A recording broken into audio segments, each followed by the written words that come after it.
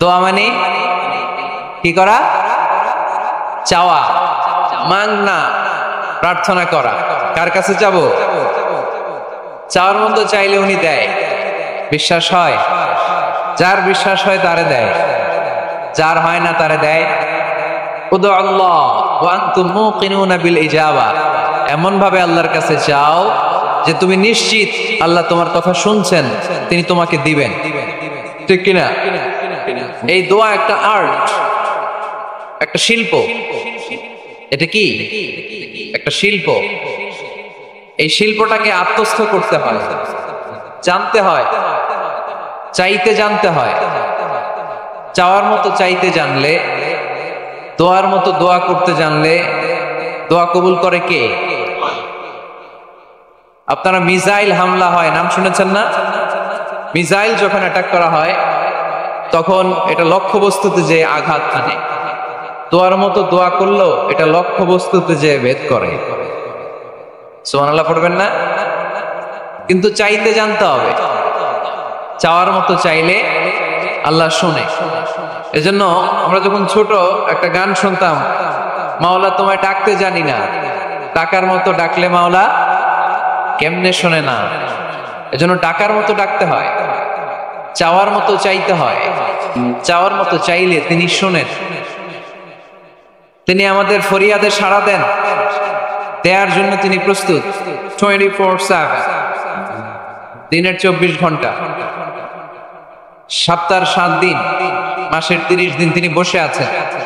শেষ রাতে প্রথম আকাশে বিশেষভাবে মনোনিবেশ কর আর বলেন, আলা মিন মুস্তাগফিরিন আগফির আলা, কার ক্ষমা দরকার ক্ষমা চাও, ক্ষমা করে দেব। আমাদের তো ক্ষমা টমার দরকার নেই, আমরা সবাই নিষ্পাপ।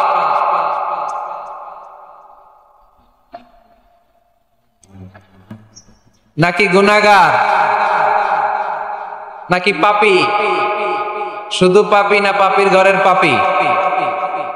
কেউ না জানুক, আমার পাপের খবর রাখে একজন, তিনি কে? পৃথিবী না জানুক আমি তো জানি, আমি কি পাপ করেছি হায়। ঠিক কিনা? পৃথিবী না জানুক আমি তো জানি, আমি কি পাপ করেছি হায়। আমার পাপের করলে বিচার, বাঁচার আমার নাই উপায়। দয়াময় প্রভু মাফ করো আমায়, মাফ করো আমায়। পড়েন আমিন। পৃথিবী জানে না, জানে কে? দরজা বন্ধ করে, লাইট অফ করে একা একা পাপ করছি।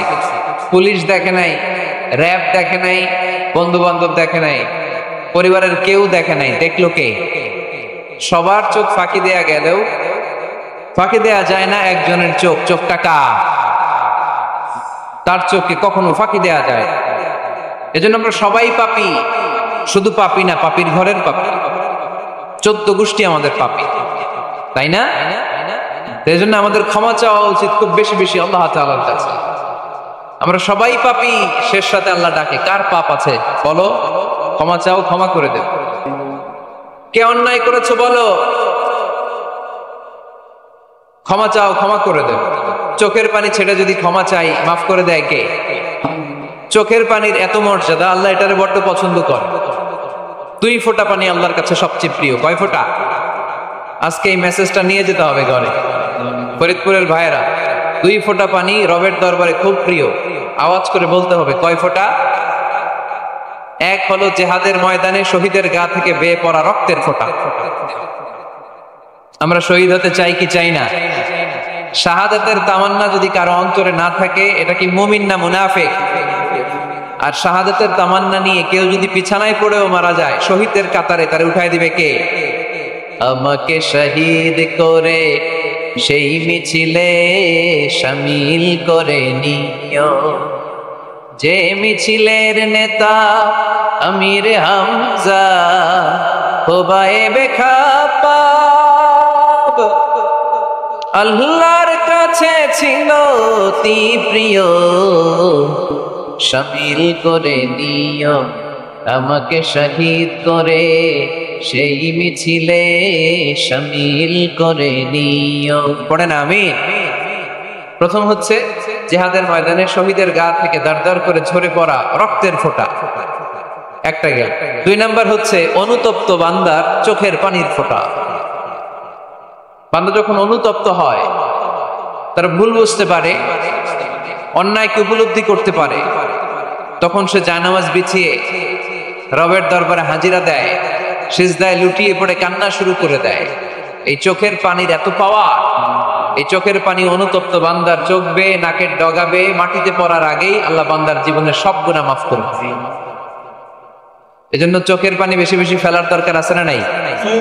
আমাদের হৃদয়টা অনেকের বড় শক্ত, চোখ দিয়ে পানি নামে না।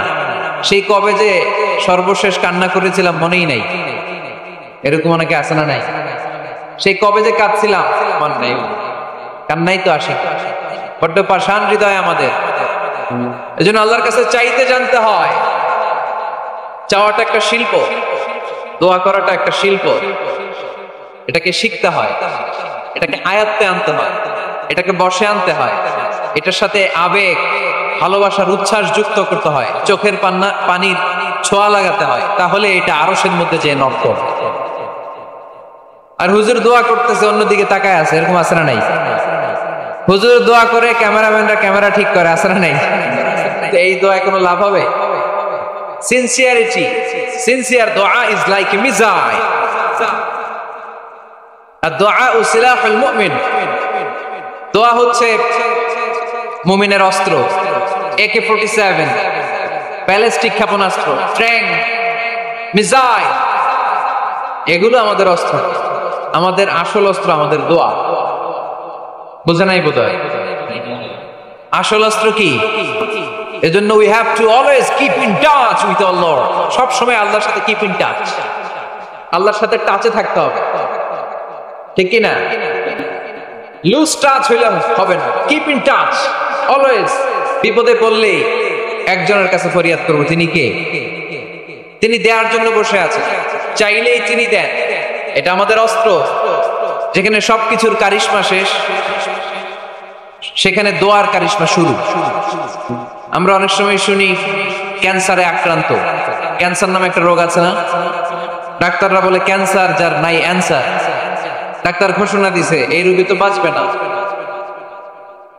সর্বোচ্চ বাঁচলে 6 মাস। কয় মাস? এরপরেও দেখা গেল লোকটা 10 বছর বেঁচে ছিল। এরকম আছে না নাই? সব ডাক্তার ফেল, ঘোষণা দিয়েছে 6 মাস বাঁচবে, কিন্তু বেঁচে রইল 10 বছর। এই যে 10 বছর বেঁচে রইল, কিসের কারিশমা? আল্লাহর কারিশমা, দোয়া, দোয়ার বদৌলত। এজন্য বেশি বেশি দোয়া করতে রাজি আছেন তো? বেশি বেশি দোয়া করতে হবে, দোয়া করলেই লাভ।